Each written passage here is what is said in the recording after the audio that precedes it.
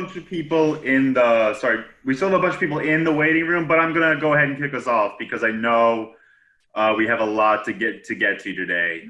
So I have just a few announcements before I hand it over to Jennifer. I want to remind everyone to go ahead and put yourself in speaker view, which is the best viewing experiences, and to drop any questions you have into the chat in the bottom right. I'm going to be monitoring the chat today. I'm going to grab as many questions as possible, and I'm going to get them to Jennifer at the end so you can hear directly from the panelists. Just an announcement, the next session, we're going to be back in a couple of weeks with another panel. This one's going to feature Alex Sharp of Signature, Nicole Mazza of Travel Savers, Drew Daly of Cruise One, Dream and Cruises Inc., and Virtuoso's Matthew Upchurch. The topic for that one will be the evolution of the industry policies and how the business model of the travel advisor is changing. We're super excited about that one. The date for that is August 20th at 1 p.m. As always, we're gonna get the link out to register when we wrap up here today. I did want to say that we are close to capacity for today's sessions, and just for any of the further sessions, we're gonna be operating on a first come, first served basis. So if you're interested, my advice would be to register right away. Otherwise, you can watch it on our Facebook page where we'll be live every week if you do get locked out and if you're not unable to register. That's also going to be hosted on our training page and our YouTube page. So if you do miss a live session, you'll be able to rewatch it after the fact. And again, Jennifer will be back with us again to monitor that one. So we are very excited about that. Another thing I did want to mention real quick is today's session is on service fees. And for those ASTA members who are attending the virtual global convention later this month, I'll actually be a monitor for another educational session on service fees. And I'd love to see as many of you there as possible. So if you are attending, go ahead and register, and hopefully we can continue this discussion there. So today, we're excited to welcome a panel of experts to come and talk about professional fees, the do's and don'ts, the reasons why some choose to charge them and some don't. We are super excited to welcome Zeina Gedeon of TPI Canada, Lori Speers of Xstream Travel, and Steve Hirshan of Avoya Travel. I want to thank everyone for joining us, the panelists, the guests, and Jennifer, and I want to go ahead and pass it off to our host. Thank you, Dan. Welcome. If you joined us several weeks ago, you know that we are focusing on where does the travel industry go from here. But today, the next hot topic is service fees. What are they for? Why do we charge them? Why do we angst about not charging them? How do we have some kind of role playing and script? It's always easier until you get a client on the phone, and we have a great group of people here. Many of you have already sent in questions, and the goal is about the next 45 minutes, a moderated panel with 15 minutes at the end for questions. But first, I want to do a huge shout out to TMR and a thank you to Anne-Marie, Dan, Jason, and Jennifer for continuing to be the voice of the travel advisor. They truly spearhead our initiatives on our behalf and put these type of sessions together. So if you haven't subscribed, you should, to Travel Market Report. If you don't get the tip of the day, you absolutely should get the tip of the day. But I am going to kick this off with something that I feel everybody, regardless of whatever industry we're in, needs today. There's so much uncertainty. We need our leaders to help provide some clarity. So before we jump into fees, I want to start it off with Lori. And we need positivity right now. What's one positive aspect of being a travel advisor or a leader in the travel industry that's come to light for you in the last couple weeks and months of COVID? Okay, well, thank you for having me, first of all. And one thing I really noticed during this COVID era that we're in right now that gave me a lot of positive feeling about being a travel advisor is the transparency and the communication that we all shared with one another on the situation, the status, and all the changes. And not only within our own organizations, but we all helped one another. It's like we were all in a circle holding hands together. And that gave me a real positive feeling. Absolutely. Competitors, partners, colleagues alike. Zeina, same question. A positive, personal or professional, what's energized you in these last couple weeks, couple months? I think the biggest thing that came out of all this is that the travel agent is very important for the consumer. We have noticed, obviously, that some of the customers that booked with online were all left stranded. we are very proud to say we worked harder than ever to make sure our customers, were safe, sound, back home. So I think that was a huge win for us also, which made our advisors feel so much more appreciated and valued than ever before. Absolutely. And Steve? Well, I think the most important thing that I was focusing on has certainly been the response of our suppliers that we work with. I mean, they were faced with a dire situation of their own financially, and yet they really appreciated, understood the importance of the agency community. They went out of their way to protect commission, not only on the original bookings we made that we worked on, but also for the future travel credits that were issued, so that we make sure that we're not working again without getting some compensation in the future. So I think we really have to tip our hats off to our preferred suppliers and remember who were the ones that did take care of us during this situation. Absolutely, and keep them in mind for the future. Yeah. Without knowing, and that's the great thing I like about panels, is you've described the ecosystem of travel and hospitality. You have started it with the travel advisor, brought it to the client and the supplier, and we've hit all three components of what I call that wonderful triangle there. So, quick lightning round. Do you charge fees? Yes, no? And if so, what type? Zeina? Yes, on everything. Love it. Steve? We kind of have a split answer on that. We charge fees for booking air, for booking FIT programs, but not for booking base cruises or escorted tours. And I think all of our participants, and I think we're just shy of 800 right now, which is quite amazing. There's a poll going on, fees. And we want to hear from you. So definitely all participants, please log into that. And we're going to hopefully have two others in a little while. Lori, yes, no, and what type? Well, yes, we're a host model. So our ICs get to choose whether or not they want to charge fees or not. But we do in the office, and we charge for planning fees. And now during what we've just gone through, we're going to initiate more on the changes in cancellation. Interesting. At some quick numbers, I am seeing that airline ticketing fees is definitely number one in the 40% range, which makes total sense because we all went through a migration 1990s on. Some people don't even remember it, with the new entrants in the industry and who really owned the customer. I see in second place at the moment planning fees with the 32%, and I think that's going to be part of our conversation. But my hope is this esteemed panel, as we continue to talk to franchise owners, consortia, hosts, etc., is if we don't charge fees, why? And is now the right time to do that? So I want to help define a fee. These are just a sampling of the types of fees out there. I have heard about cancellation fees, rebooking fees, pain in the butt fees, long-standing client fees, family fees, all sorts of things like that. And let's go back to you, Lori, for a second. How do you define service fees? Help all of our participants out here. Okay, well, I believe that the definition is really more our value. The value of an advisor, our time and expertise, which has value. And I believe in a service fee 100%. I think that for planning, and also I know agents within our organization that charge an hourly fee for their services. So sort of almost like a consultant or a lawyer or an accountant. Exactly like that. And then you can do your fees by your expertise. Just like I gave an example before, if you're a hairdresser, there's a master hairdresser, a beginning hairdresser, same level of service in our industry, to where that fee could be for someone I know charges $75 an hour. And then there might be somebody that charges, just maybe a $50 fee. So it could go either way. Well, the funny thing is, someone who charges $75 an hour fee, their companion charged $100 an hour fee, and the public assumes they're better because they're more expensive, and that's interesting too.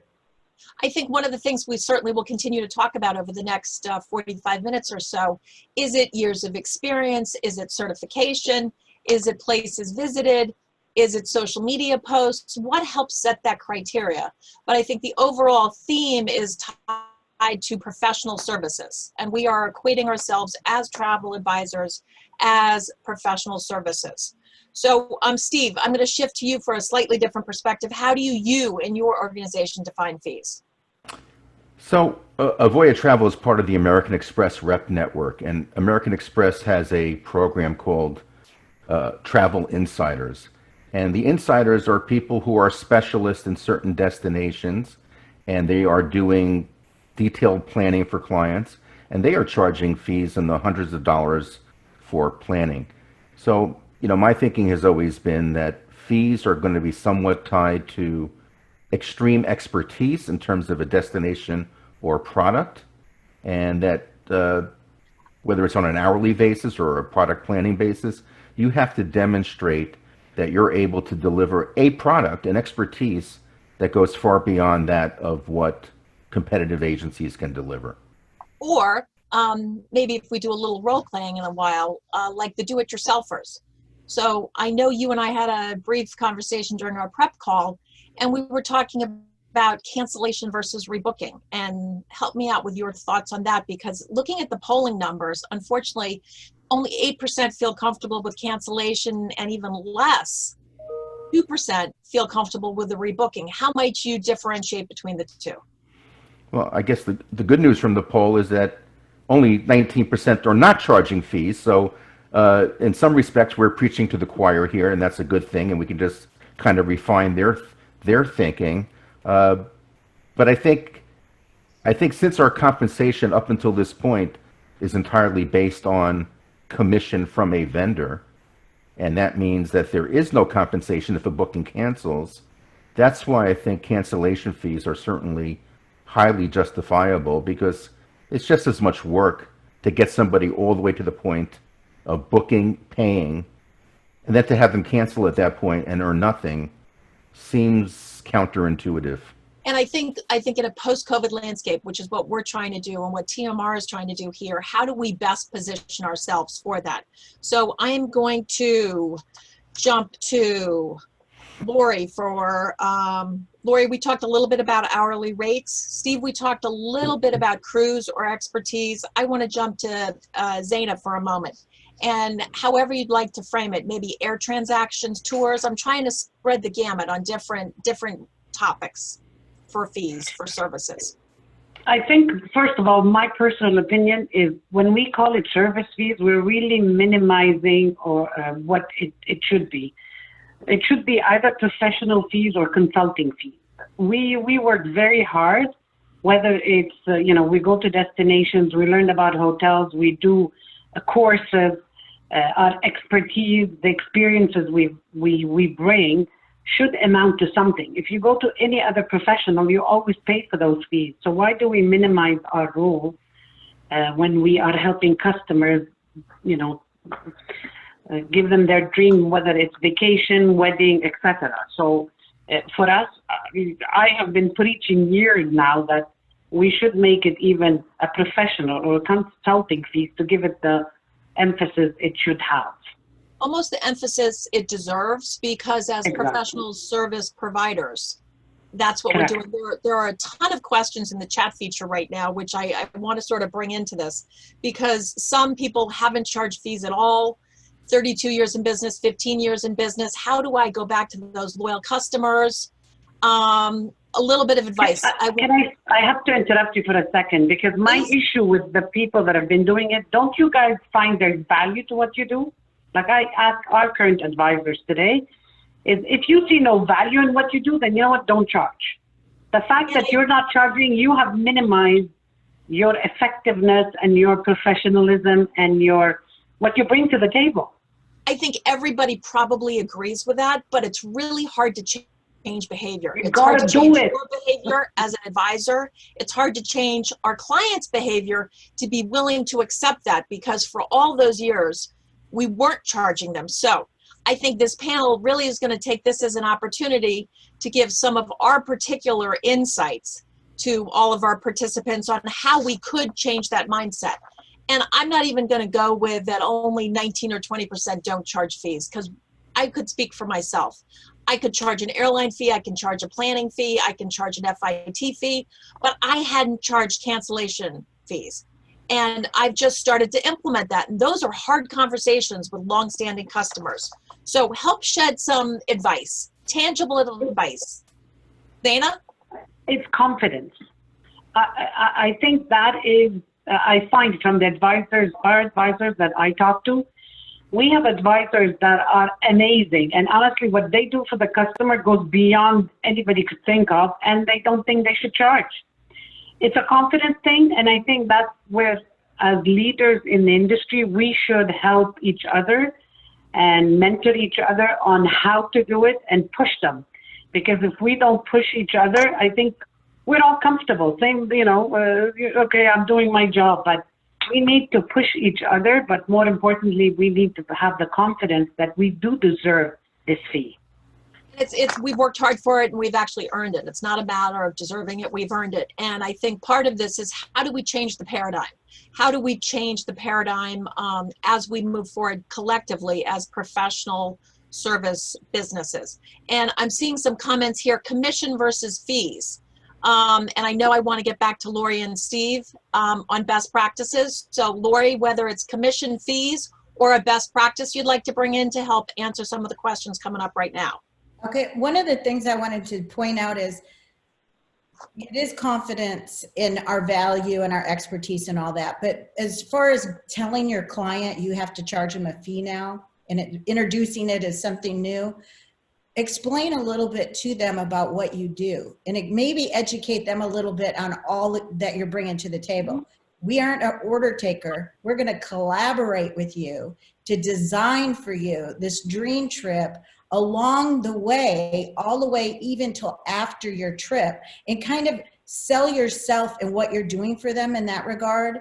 Even like I speak about a lot, the anticipation phase of a vacation, before they even go on it, after they booked it, staying connected with them. That's one of the most emotional times. Maybe telling them Macy's has luggage on sale. You're gonna always be thinking about them through every step of this vacation, from the beginning to the end, not in an order taker sense. And you gotta let them know that. Then you're telling them and embracing them and making them feel comfortable and showing you're worth every penny that you're gonna ask for. And if they haven't, sometimes in some cases even more, but you've got to be able to start somewhere. Exactly. So that's one of my suggestions in bringing it up for the first time, is educate them a little bit on everything really that you're doing for them. So many times they think that we're just doing something quick, and that just happens, and they don't realize all that we're actually doing. Maybe we're sending a letter to VIP them before they get to the hotel. Little additional things like that, we've got to let them in on that. Exactly. Lori, hold that thought, because I'm going to have you try to sell me on fees in a couple minutes. Steve? So, COVID obviously has changed everything, certainly the way we think, but I think it's, in some respects, either changed the way consumers have thought or just given them a chance to express things in a different way. And here's what I've learned over the last couple of months, because I've heard this story repeatedly from the agencies in our network, that they had clients sending them checks as quote-unquote gifts. And usually the check came with a card saying, I just want to thank you for all the work you did, feeling that they didn't get compensated because the trip was canceled. So for those of you that are maybe a little bit concerned about fees, maybe the clients are a little more receptive to the concept either now than they ever were before, or maybe they always were, and in many cases we were just too afraid to broach the subject and charge it. I think there are 2 points there, Steve. One is many people receive flowers, a bottle of wine, a case of this, a gift certificate for a massage. That's all lovely. But all of you are business owners, and a host, a franchise, a consortia, that doesn't, it's a thank you, but it's not a compensation. And we need to start to recognize the difference between the two. And there are a couple items coming up in the chat right now that almost each time you have to start out with, what is your fee? You can always choose to waive it, but you have to put a value on it, because if you don't put a value on something, someone thinks it doesn't cost anything. So I know there's a lot of chatter going on here. I want to have a quick conversation about commission versus fees. and how can we help set some of the new standards? Steve, you want to start with that? We'll pick up. Sure. So I think commission is a booking mechanic compensation, and just something that you get for taking the time to make the effort to enter the client information into your system or the vendor system, to get the booking transacted, to make the payment on it. But a fee really to me means delivering something over and above being a booking agent. And we're very big on specialization, being part of Amex, part of Avoya Travel. And I think in order to charge fees, you have to be a specialist and not a generalist. You have to really be able to provide insight about the product or destination. Some examples that were given yesterday about what are the best restaurants to eat in a certain town, or what are the kids programs like on a Royal Caribbean cruise, and know that stuff inside or out, or I can recommend the best shore excursions for you on this destination. You really have to distinguish yourself. Hearing you say the supplier who pays the commission is actually compensating you for selling a product. No, I'm saying it's really the compensation from the cruise line in terms of commission is more of like their booking fee. And what they're saying is, it's less expensive for us to pay the travel agent to make this booking for us than it is for us to hire another personal vacation planner. With their sales force. We're their sales force, but the nice thing about being their sales force, and I think the vendors learned this the hard way due to COVID, the nice thing about us being their sales force is, well, they only pay us if we book something. So well, some could say that could be a conversation of how we change the future in the industry, because they'll pay salaries. But let me jump in for a second, get some feedback from Zeina first, and then Lori. Commissions versus fees. Well, we should get paid for both. Commission is, but don't forget, depending on the model of the agency, commission sometimes stays with the agency and doesn't go to the actual advisor. That could be paid, to pay for different things. But the reality of it, we should get paid for both, and we push for both, because our advisors work so hard to get, to make this booking, to offer their expertise, that it should both be paid for them. So we push for both. And thank you. Lori? Yeah, I agree with that. I believe that the commission is because we're selling the product, and that's our relationship with that vendor. A fee, and I really like what Zeina said, not calling it a fee really, but especially not a service fee, but our compensation from our client is a whole nother matter. That's what we're doing for them. We all know we're 24/7, right? Available. How we separate the two.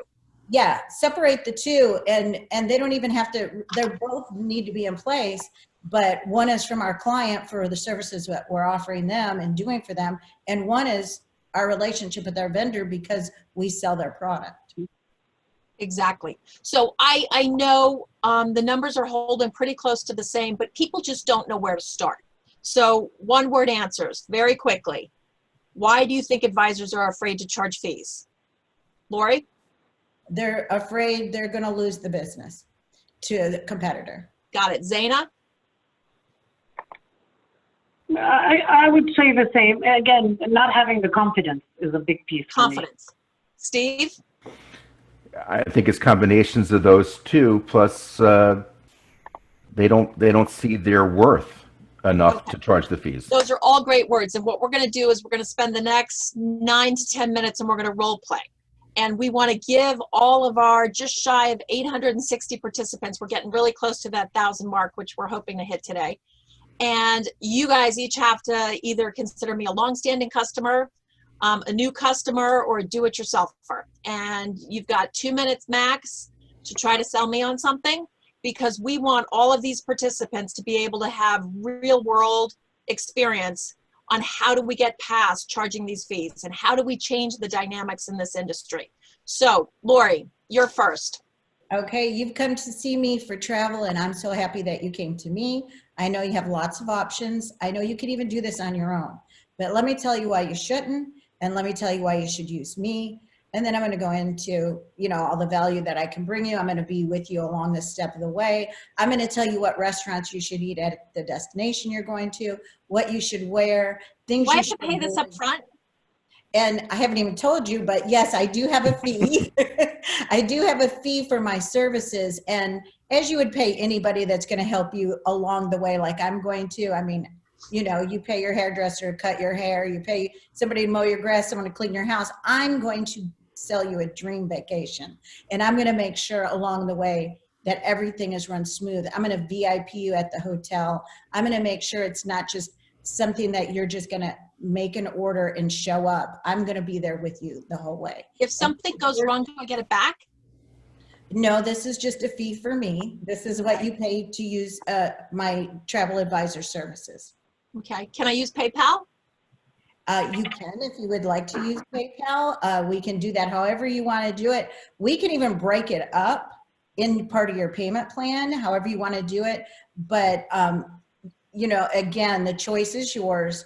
But you're And I know I'm shopping around. I've never used an advisor. I didn't even think these advisors existed anymore. I mean, my grandmother used one, my mom used one, but I don't want to do it myself because I want that safety blanket. Do you have like a list of fees, or where do they start?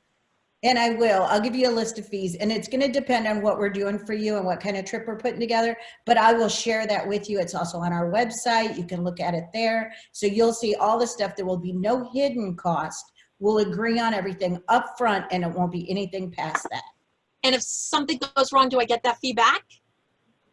If something goes wrong, like you cancel your trip? Yeah, I guess so. I'm just new to fees. I mean, Okay, I feel like you bring your car in and you get an estimate, and then you can choose what work you want to do or not do. Yeah, and that's what we're going to do too. We're not going to just take an order that you're giving us. We're going to design your vacation, and based on the design, then I'll show you what the fee is for that. We'll agree to it. You'll sign it. We'll be good with this. And then if you had to cancel, well, there's cancellation fees as well too, and you'll see that drawn up in our agreement. Okay. I'm going to get back to you on that. Okay. Okay, that's fine.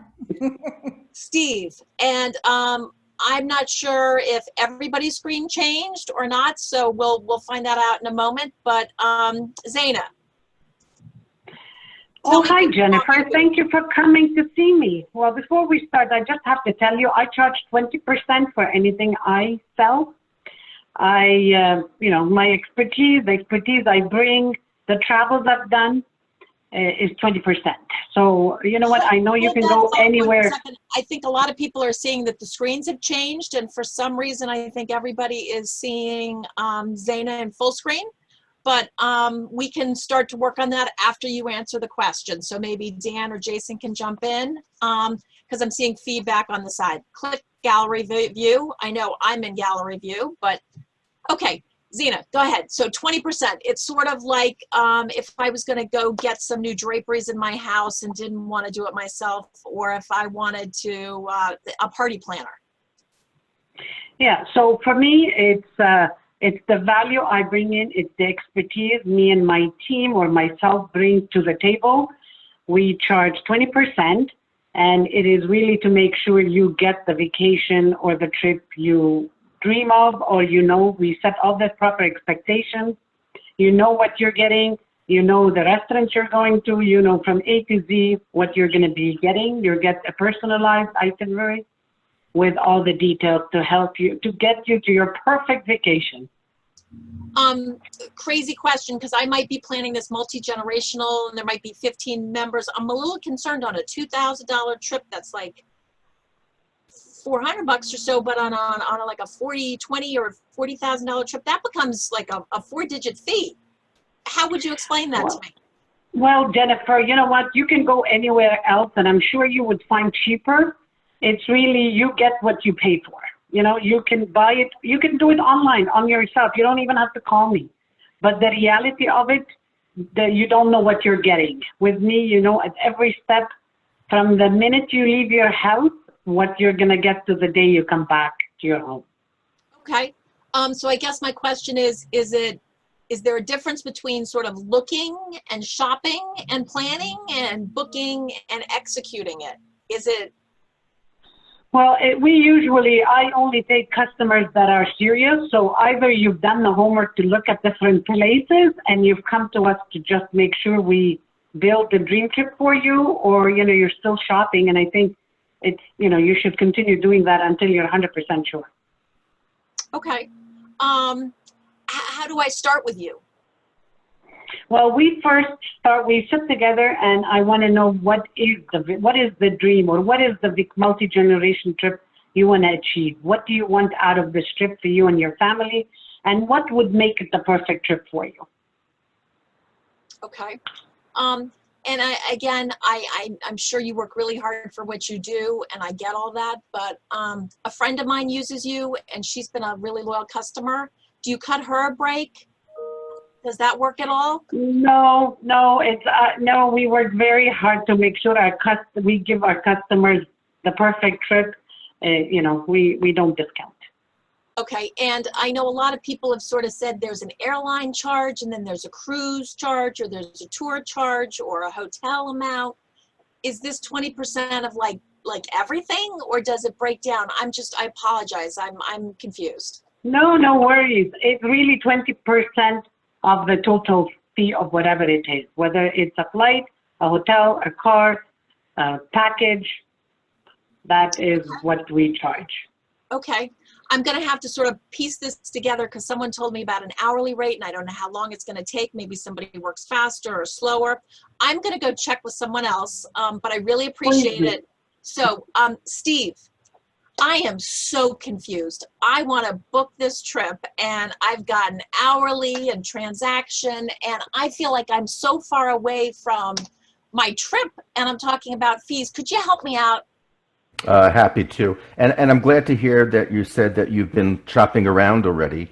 And I'm sure that as you've gone to other sites, maybe another website, and you've seen that they're selling everything that is manageable.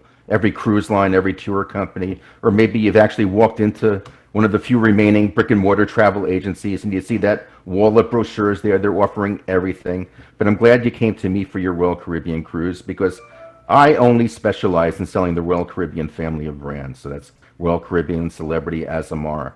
So my expertise is over and above what the generalist that you've been talking to before is probably offered you in terms of their ability to help you plan your family's vacation. Okay. Is there some form I have to fill out? Do you have like what you offer? I know your website's really good, but if I'm going to put 3 generations together, everybody wants to be a stakeholder in this, and I'm really trying to better understand how everything goes. So first, let me start by saying that there's going to be a planning fee that my agency is going to charge you for putting that together. But before we even get to the point of talking about charging that, you and I are going to spend 15 to 20 minutes to talk about your needs, your plans. You're going to get comfortable with me in that time period, and that's when you're going to decide whether you want to proceed moving ahead with me planning your vacation. And the charge is on an hourly basis, because the work tends to be the same whether you spend $20,000 or $30,000. So I don't like to charge based on the cost of your trip. I like to charge based upon the amount of work that I'm going to have to do for you that you could not get somewhere else. Okay. Steve, you came highly recommended, and trust and reputation and referrals are really important. But again, do I have to sign something and commit to this right now? Again, so we're going to chat for 15 or 20 minutes. You're under no pressure to make that decision right now. I welcome you to go continue shopping to see if you can find somebody that knows more than I do about the product, or you feel can help you in a better way. But I think you'll be back, and then we'll be able to work out the details. Okay. Well, that was about 10 minutes and 3 very different answers. And by no means was I trying to be difficult, but I know I've had a lot of those conversations with clients and or advisors or ICs over the years. I think some of the themes coming through on the chat are, how do we get away from a number, and how do we focus on our value? And I think that came across with confidence, trust. I think the more we continue to consider ourselves professional services and show the value, I think that's important. But I know there are a lot of other questions here that's coming across with cruise versus tour. air versus hotel. And Lori, I think in our prep call, we were having the conversation that you could spend a moment sort of differentiating between the two. Right. Okay. First of all, you were very good at that. I just want to give you a little applause there. I believe the service fee goes on a tour or a cruise, anything, and it's hard for us advisors to wrap around. This is something they can book on their own. They don't need us, but we offer so much more. We're not just making a booking. We're actually advising them on the entire vacation. So whether it's a cruise or a tour, it's gonna involve the same amount of work and our expertise. So either one of those, I would put a fee on, and I don't see what difference it would be. Now, I don't really do airline tickets, so I can't voice on that. And also on FIT, maybe even a little more because there's more involved. Okay. Zeina, are you able to weigh in on that for a moment? Yeah, no, I again, it's us. We have a value, whether it's you're doing a tour, you're still doing the work. It shouldn't matter if you're working half an hour or 10 minutes or 2 hours. You're still doing the actual work for the customer to give them the trip they need or the flight they want. So yes, we should charge on everything. Okay, so again, breaking apart sort of commodity versus service, transaction versus experience. I think that can certainly go into different segments of the market, whether it's cruising, whether it's touring, whether it's FIT, leisure, packages. I know some people on the call also are more business oriented, corporate travel, meetings. Meetings is a different animal entirely. Sometimes that's per person or per project. But what I'm continuing to sort of see both in the chat feature and from everyone is you need to find what's right for you, and you need to find what's right for the customer. And I know we all are feeling that business is down and it's in all the trades. So we think we need that, and we do need business coming back to rebuild. Sorry, Jeff, also what you're comfortable with. Exactly. Because if you're not comfortable, it's not going to work. You're not going to be able to get out of your comfort zone to say, I'm charging $1,000, and you can't even say it. So you have to be comfortable. You do have to be completely comfortable with that. I'm trying to be mindful of time because we have about 6 minutes or so until we shift to some more questions. So I'm still feeling like we need to do a slightly better job for our participants here to say, if an advisor has not charged fees in the past, how do they suddenly implement them now? What would be one or two very specific examples that they can walk away with today? What would you recommend? Steve, you want to go first? Yeah, well, I mean, first you have to distinguish between, are they past clients that you've worked with before, or Yes. are they brand new clients? For the sake of argument, yes. So if they're brand new clients, obviously they don't know that you've never charged them before. You're starting off with a clean slate there, and you move along as if they never knew your past history. For existing clients, then you have a little bit of a different situation. And I think you have to explain that just like a lot of things are going to change post-COVID, so is the ability for a travel agent to work without compensation. And So I think one of the theories, and there's a great example there, is right now we're seeing many small businesses struggle. We're seeing restaurants at 50% capacity and have to increase some of their fees. Hair salons, nail salons, gyms aren't even open in some states yet. So cost is different. I wonder if this is the way to help educate and explain, thank them, obviously, but also say, maybe there's a new cancellation fee. So when we're looking again at sort of the numbers over here, none of this happens overnight, but it becomes a progression over time. So for that long-standing customer, Steve, could you envision having a conversation about a cancellation fee? Oh, absolutely, and I think we have to remember too, and not meaning to sound harsh about this, but the people who worked in restaurants or worked in the hospitality industry for the last 6 months are probably not your past clients that are coming to rebook a cruise right away. So the people that are going to come to rebook a cruise in this environment are going to be the people that have the financial means to do so and also to pay your fees. Right. What I actually was referring to is customers who are out in restaurants are recognizing the costs are going up. Stores are explaining that they've had to put plexiglass in and some costs are going up. But let me shift over for a moment to Lori next. What would be one tangible example that we can give to some of the participants now?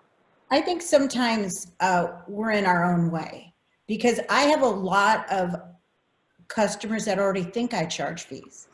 And it felt really good to say, no, I'm free. Okay, we got to stop the way we think about ourselves, because I'm already assumed that I charge, especially today. And, you know, my financial advisor, he charges for his advice.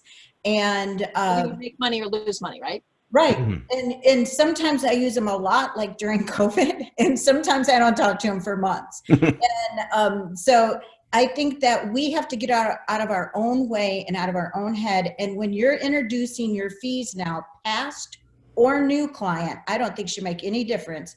You should just make an announcement, maybe even send out a letter, or the next time they call you, I just have to let you know that I know in the past there wasn't fees for my service. Now I have fees for my service. And just be confident in how you're saying it, and as a matter of fact. And I don't think you're going to get that much resistance. I mean, you may come in higher than someone when they're shopping because of your fee, and that's why you back up why you have a fee, what your value is. Right.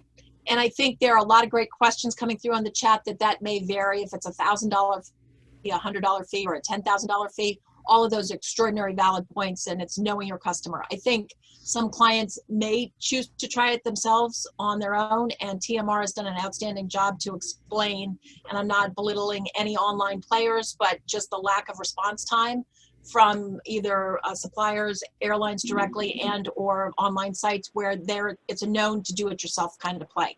Zeina, how do you want to help tie this together? So actually, I have a real life example. So 2 years ago, when I started TPI Canada, I did a poll, and less than 20% raised their hand to say that they charge, which bothered me.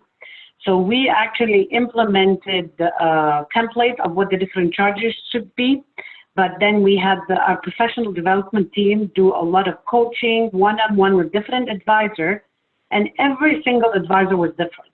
So we had to sit with them and see what they're comfortable with.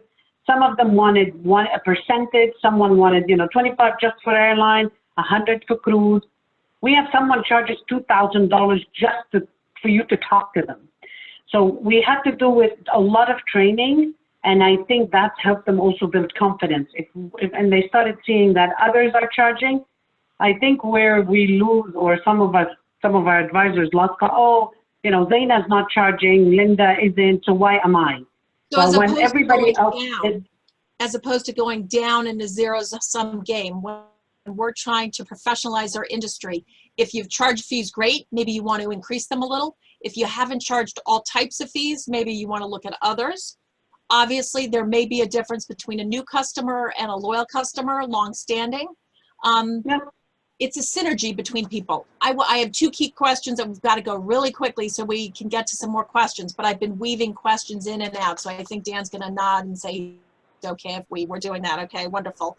I want you to think strategically. Let's pretend that it is August 6th, 2030. What will have changed in this industry? I know my crystal ball's a little off these days, still a little cloudy. Feels like I had that nor'easter storm here. So I want to think about 2030, 2025, and 2022. So I know each of you know I teed this up. So Lori first, 2030. Okay, 2030. Okay, besides totally relaxing, you all can't be retired. I know, I'm not retired. I'm way too young for that. No, I think everybody needs, I think the industry is going to have a change where fees are going to be expected. It's not going to be a conversation like we're doing now. They're in place, as well as the commission for selling the product. The only difference is we may get our leads from Alexa. Okay, I like that. Zeina, what about 2025? 2025, we will be charging for fees. We'll be flying to the moon by then, but yes, it has to happen. We have to do it, and we all have to do it, and have the confidence to do it. Right. Thank you. And there is a great question I'm going to come back to over there. So, Steve, I wish, I hope, I pray that COVID won't be here next year when we have this conversation, but what do you see changing in the short term? Yeah, I think as you see more millennials starting to book travel and feeling that they can make a lot of the transactional part themselves, I think agent commission is going to shift from a order taking booking commission to a knowledge based compensation format, and I think that's the future of agent compensation. I think there are a lot of great takeaways that I see on the chat, and I think TMR has an opportunity to help us and to be a resource for us to help give some examples of terms and conditions, waivers, suggested planning fees that could and ticketing fees that could change based on geography, but at least there's a minimum standard sort of thinking about that. Really important. It's hard to be a leader. It's hard to be in travel and hospitality right now. No one thought that we would be going on 5 months. I firmly believe travel will come back, and I know at some point there will be therapeutics or a vaccine or a comfort level. But we all have what I call a scary time hero. Someone who out of the blue made your life better, personally or professionally. And I think it's important that we recognize those. So Steve, who's your scary time hero? I would have to say, since our business is so predominantly cruise, that it would be Richard Fain. I think he's taken an amazing. He gets a lot of coverage on this. He was that last session too. Sorry to interrupt. Okay. Yeah, well, I think he gets the coverage because he puts himself out there, as opposed to maybe other comparable executives. He's kept constant communication with the travel agency community to reassure them of their importance to Royal Caribbean and to Royal Caribbean's ability to withstand what they're going through, to be there when we come out at the other end. So I certainly think he's the kind of industry leader that has set the ultimate example. So leaders who are going to not only be present, but communicate, and recognizing that most leaders don't have all the answers today, but it's still putting themselves in a vulnerable position to be out there. Yep. Zeina, who's your scary time hero? I think it's actually our advisors for what they have gone through for the last 4 months, and they haven't given up, because the reality of it, this has been very, very scary times for them. And honestly, I respect them, and I can't believe the resilience they have. I agree with you, and I say the exact same thing, wholeheartedly. Many unsung heroes also there. Lori? Well, my answer was advisors, because it's just amazing what they've been through. But I could pick another one, because I also think the suppliers. As Steve mentioned earlier, they got the information to us as soon as possible. There's some of these suppliers may have only had 3 people in their accounting department and suddenly needed 15 to 25. And they really were feeling it hard and always tried supporting us every time they could. I know there were some examples where FCCs were hard to get, vouchers are hard to get. They would implement quickly new changes to address it to the agent side and the advisor side. So if I can't say advisors because it was taken, I'd definitely use that one then. Wonderful. And I know something we talked about, and I don't usually answer a question that I am asking, but I have many. And one that has not been spoken about yet today is ASTA and ACTA in Canada. These are our trade associations, and if we are a professional service, we need our trade association to be strong. So I know in both governments, we are talking about unemployment, we're talking about loans, we're talking about standards. We are the ones who are going to help set the standards for the future. Everybody thinks back to like 9/11 and taking shoes off. They equate the two. That didn't actually occur. The shoe bomber guy was years later when shoes started to come off. So we are in very, very early days of what the new protocols are going to be like. So a huge call out to our trade associations. I want to open it up to a couple questions that we got ahead of time. And one of them is, sorry about that, non-refundables. Do you remember applying non-refundable PFs to future bookings on those that canceled or otherwise got a refund to COVID? Because we hadn't really talked about non-refundables or rebooking. Any quick answer? Maybe one of you? What is the question? Oh, sorry, go, Lori. I think the question, you're asking about a fee on a rebooking on a non-refundable during the COVID, right? Okay, so I'm not a woman named Carol is, but oh, yes. Carol. Okay, so that's the only area I have a little trouble doing a fee on, because, you know, they don't have to come back to us to use those. And it is a situational thing that's going on right now. And I want to give a little leniency because what everybody's going through. So I don't think that I would charge a fee in that regard. Okay. I Any disagree. different answers, Zaina or Steve? I disagree, because are we not doing the work? True. If we're doing the work, we should get paid. The thing is, the minute you give something for free, and this is the world knows it, then the people are going to take it for granted it's free. Why would I do that? I think that's something that we probably won't solve today. But again, no differently than an hourly fee, a per person fee, a per trip fee, a percentage. It's something to consider. So every one of the panelists, and there were about 865 at one point, 80% charge fees, 20% don't. That 80% could consider charging something else additive that you hadn't in the past before. And 20% can start to look at something they could do for the first time. Okay, this is sort of a sticky one from Elaine. I have several clients who sail on luxury cruises. Many book future cruises while on board. Do you charge a fee? How does it change with a supplier? Advice. Steve, you want to start with that one? Well, it depends what your relationship is with the client and what your fee structure is. If your fee structure is based on an hourly rate, it's kind of hard to justify charging them when somebody else booked them on board. I think you just, at that point, be glad that you got the repeat booking without having to do the planning work the second time and live off the commission. But I want to go back to the non-refundable, if I can, for just 1 second, because it might help people overcome their fear of charging fees a little bit. Since your fee is going to be non-refundable, this should totally encourage you to tell your clients travel insurance. Travel insurance that's going to cover them for non-refundable cost, and travel insurance also that's going to protect your commission. So, not to mention pay commission on the travel insurance in the first place. So this should be part of your package is, I'm going to sell insurance to everybody. It's going to protect the client for everything they're paying that's non-refundable. It's going to protect me on the commission end. It's a win-win for everybody. I think that's a great point. Several advisors that are part of our VWT network actually had insurance and got commissions protected. And I think it's a way of how we continue to evolve as an industry.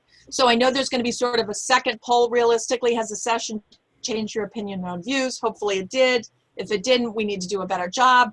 But either Zaina or Lori, another comment on that rebooking online, booking on cruise, and charging a I have a comment. customer who rebooked? I don't think that it would make me not charge my fee. I would still charge it, because even though they booked it on there, it's all the other stuff that you do along the way for this travel from the time they book till they leave, while they're there, and once they return. So I would still have my fee associated with it. So the theme of this is also coming back to healthy conversations, trust, relationships. This is a relationship business, and that's how we distinguish ourselves. Zaina? I completely agree with Lori. Again, maybe you don't charge the full fee, but you definitely have to charge. Again, confidence in the value we bring to them. Okay, there are two other topics that have come up. One is rebates. The question is, while there are still some companies like Costco that rebate, do you think there's an issue and that doesn't allow you to charge fees? I thought rebates had truly almost started to go away, but is this one of those moments in time that we help make that change? All right, I guess I'll jump in here. I don't think that situation has ever been something that you shouldn't try to combat. You know, my thinking with the Costco type of competition is basically saying to the client, you know, you want me to match their price, but you don't ask them to match my service. So I think you've got to bring it back to the service that you're offering. And sure, they can rebate and charge no service fee, but do you really want to book your travel with the same place that you go shopping for the toilet paper you're hoarding during the COVID crisis? I think not. Want to be mindful of time.